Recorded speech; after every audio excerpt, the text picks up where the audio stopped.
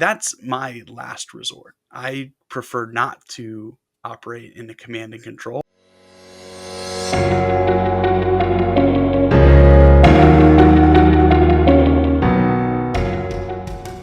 Hello, and welcome to Enter the Nebula, episode 37. My name's Mike Ergo, and this week we're following up on last week's episode where we talked about embracing change, and we're talking now about adopting change. And I want to make sure I really differentiate between the two things. And what I mean by that is when you're implementing a change, whether it's in business or outside of the workplace, whatever, and you're talking about doing something new, more often than not, most people, as long as it makes logical sense, are going to nod their head and, at least verbally agree with what's going on. The challenge becomes practically applying and adopting that change and helping people as a leader adopt to the change. And it can be very frustrating at times as a leader and or inside or outside of the workplace because you've had the meetings more often than not. We know the change management process, right? So if I like right off of the Harvard Business School, you can pull it off, right? Step one, prepare the organization for change. Step two, craft the vision and plan for change.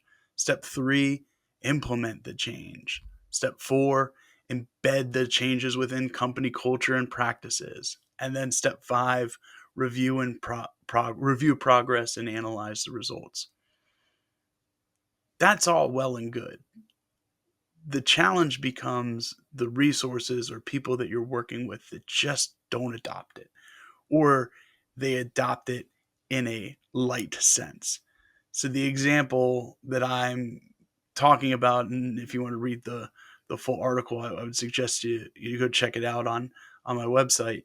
Is I am using a hypothetical scenario here. So we combined a few real life examples that I went through and created this hypothetical scenario of a manager who goes over to a new team and there's just no process. There's no standard way everyone's doing something. They're doing it all in different ways and on their own. And this person brings everybody together and they agree, yes, we should standardize. We should come up with a couple templates that everybody can use. And everybody's involved in that. And we're building the ship together. And then we launch that ship. And there's always a few resources to just refuse to adopt. What I want to talk about is what do you do then? How do you drive adoption without having to resort to command and control? Because for me, the way I lead, that's my last resort. I prefer not to operate in a command and control, although sometimes that's a leadership style that's needed. And I've talked about that before, having to use different leadership styles at different times. But ideally, when you want people to embrace the change and really buy in, command and control is not the way to go. So, how do we drive adoption? I've come up with 4 steps that have really worked for me. And the first is seeking to understand. We've talked about 5 whys and getting to a root cause analysis. And I think the trick is to be able to tactfully do that with people without them knowing it. It's not about asking why. It's about thoughtfully asking some probing questions to get them to think about why. Why am I not using this new template? Or why am I not following this new process? And is there a real way and or a real reason why? And if there is, talk it through, because maybe they had some real reasons why that just didn't come up during the planning meetings because they were timid or they felt they were going to be ostracized. But seek to understand first. And then while you're doing that, qualify and address the objections. Make sure that you're going about it in a sensitive way and illustrating the benefits of the adoption. Now, if that doesn't work, Then we have to go to those difficult conversations. And in short, those difficult conversations need to end with the person having a choice. You either adopt it, and here are the benefits of adopting it, or you don't, and here are the consequences of not adopting it. And those can be very hard conversations, and it's something that I've kind of put a pin in. I think that could be a future episode to talk through how to navigate some of those more difficult conversations with resources or employees that are non-compliant or disruptive. But you have to have that conversation. You can't put it off, and it has to be very clear, very concise, and very objective.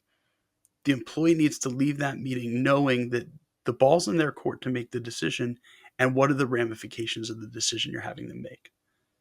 And then finally, you have to set expectations for the team and then enforce compliance.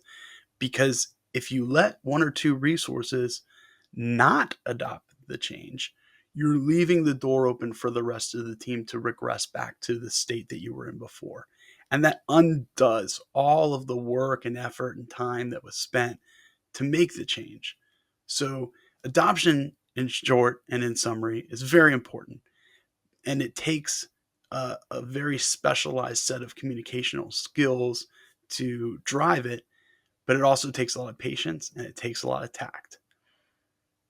In the comments, let me know what you think. How have you helped drive adoption in your groups, and how have you overcome any objections in your world? Love to hear from you. Thank you for listening to this week's episode. Again, my name is Mike Ergo. You can go to my website, intellectualnebula.com, to read the full article. Be sure to like, follow, subscribe, and again, put some comments in. Let me know your thoughts on all the social accounts. I hope you have a great rest of your week, and I'll see you next time.